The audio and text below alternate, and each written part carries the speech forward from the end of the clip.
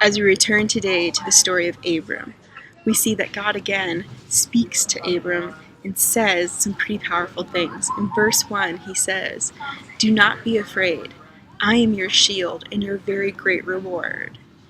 Which is cool, and to us that might seem like a little bit ancient, and it is. It's an old story, but he's basically saying, I'm going to protect you and I'm going to provide for you.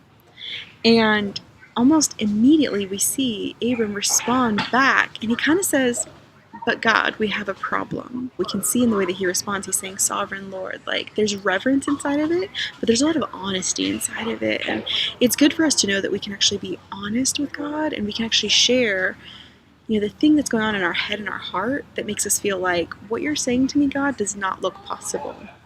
And so we see in verse 2, Abram said, Sovereign Lord, what can you give me since I remain childless? See, in the promise that God gave Abram in chapter 12, he said, I'm going to make a people group from you. I'm going to give you a child. And from that, we're going to build this nation. And then that nation's going to bless the entire earth. But Abram is 75 years old and he does not have a child. He does not have a son.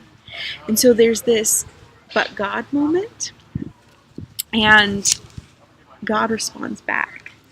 And he says, it's not going to be your servant. Verse 4, the word of the Lord came to him, this man, the servant Eliezer, will not be your heir, but a son who is your own flesh and blood will be your heir. And then God took him outside and said, look up at the sky and count the stars, indeed, if you can count them. Then he said to him, so shall your offspring be. And then Abram believed the Lord, and he credited it to him as righteousness. He believed. God said it. God showed him a sky of stars, and he just believed. That's really powerful. As we continue through today's reading, we actually see a very interesting and odd account where Abram says back, but how can I know?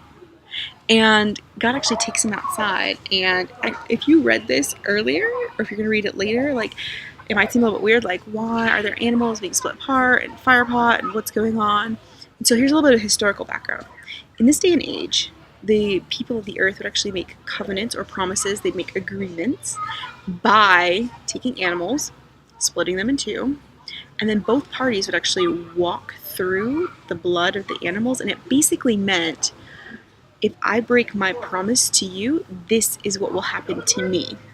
Which to us is kind of like, could have signed a legal contract, have a notary, lawyer present. That's not our culture, right? Like, that wasn't their culture. And so this is how they did it. And so God is actually speaking to Abram in his current cultural language, saying, listen, I'm not going to break my promise. And I, myself, the smoking fire pot, I'm going to walk through this. And then we actually see, even this is a little bit of a picture of what's going to happen in the future. Because as we know, and as we're going to find out through this study, man actually breaks his promise with God again and again and again and again and again. But God is always faithful, and he upholds his promise. And even though man is unfaithful, God is so faithful that he didn't require for us to be the one to pay that punishment. He actually himself, through Jesus, pays that punishment too. So I just didn't want that to be super confusing as you're reading today. Like, it seems a little bit odd, and maybe Lord of the Rings-ish or something like that. But there is actually a lot of great significance happening in today's reading, and I hope that helps to bring a little bit of clarity.